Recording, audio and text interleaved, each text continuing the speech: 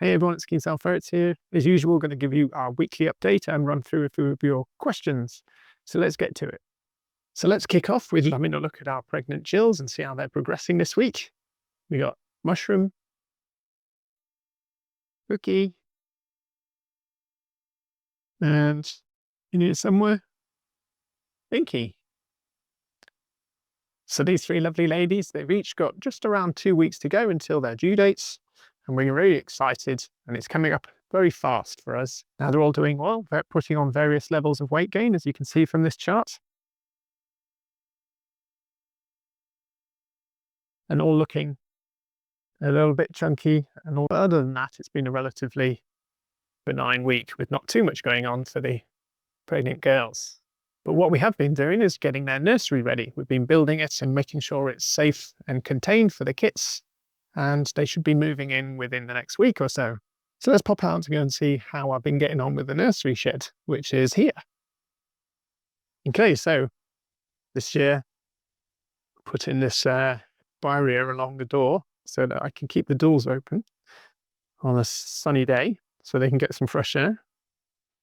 Got my trusty drain pipe on the top that we have in the grove. Stops them getting any grip and jumping out. Nice perspex usage here and there to keep the light flow. So inside we have 2 bays, each with a play zone. Currently looking a bit bare, but they will be fitted out with toys and things when they move in. So that's one of the nursery cages we have. And an identical one in this separate bay. Now we do have 3 Jills, which are hopefully pregnant. So the third one will have to be just stacked on top, and they will share one of these play zones. And as ferrets are ferrets, we've attempted to preempt any jumping out, so they could just jump on top of their nest box and then out. So I've raised the barrier here and again put more anti-grip devices on there. Just put a bit of gaffer tape along each of the corners. It's not there to stop them digging through. It's mainly there just to stop at least some of the wees if they go up into the corner and the babies are making a mess. So it's not structural. It just might provide a bit of ease for the cleaning. Elsewhere in the Ferretry, we've still got our 3 lodgers visiting. You guys. This one's here is Misha. This is Chaos. And those 2 are the kits we bred 2 years ago. And this is their friend Noodle. And they've been staying here for a couple of weeks.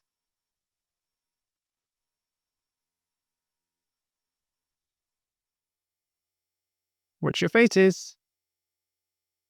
And of course, they're living next to Rumble. This is our full Angora stud hob. Now, Rumble here, he's reaching peak stinkiness. He's at the height of his rut. And it's not just a musk anymore. It's really festering, especially in this longer coat. He's got quite some scent going there, haven't you, boy? See you though. Now, he may be in full rut, but he still loves a cuddle, doesn't he, Rumble?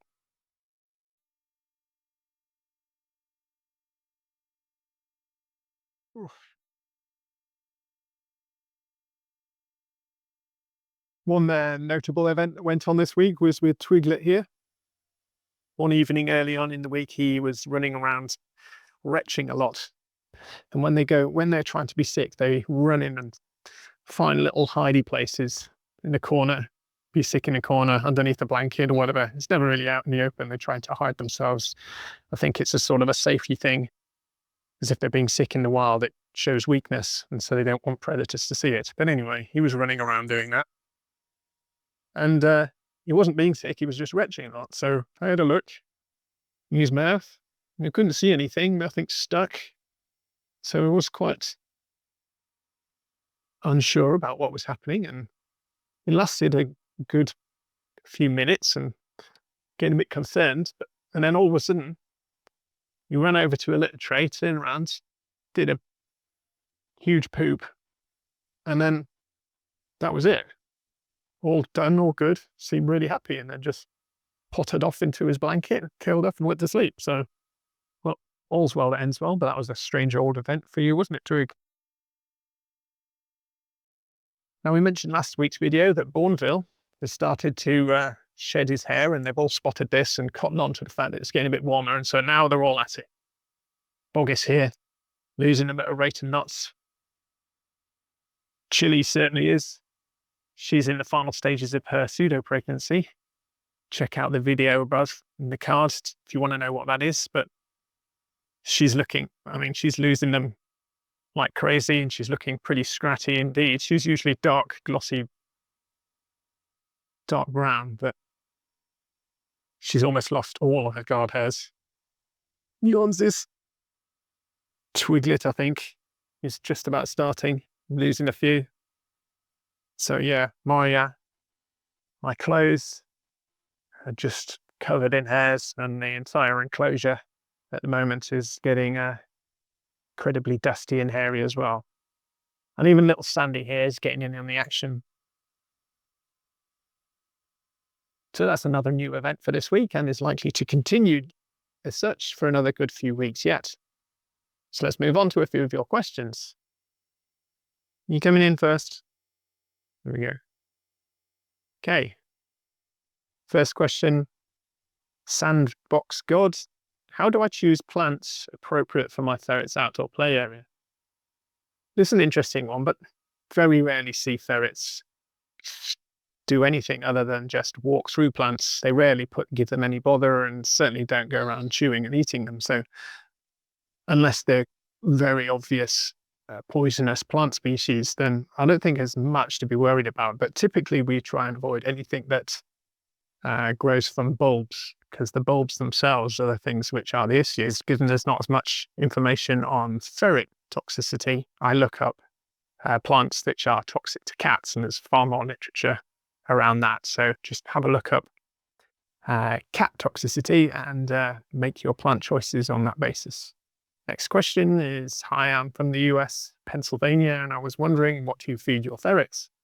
Well, we give a range of different foods here. They have a high quality mix of 2 kibbles, 24/7 available.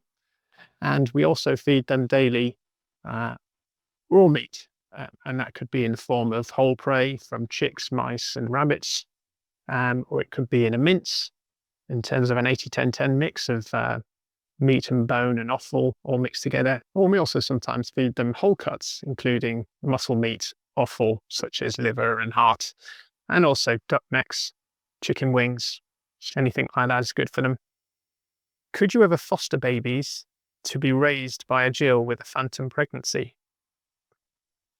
The answer is yes. Yes, you very much could do. So if you had a Jill who was either having a phantom pregnancy, or they had babies which were stillborn or no babies, then they are ready and willing to produce milk, and they will certainly take on and foster other Jill's kits. And that might be if the Jill with the kits either couldn't provide enough milk, or the Jill died for some reason, or was ill and incapable of doing so, or the Jill just had a significant number of kits, 16 or so, and it's a bit too stressful, and it's kinder to spread those out over 2 Jills. You certainly can do fostering, and ferrets take very kindly to it.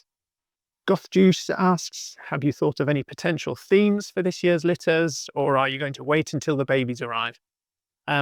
We're always thinking of themes, but we don't try to tempt fate. So we just like to wait until litters arrive, until we know we do have litters, that they're healthy and how many we have, and then we can start thinking of themes in earnest.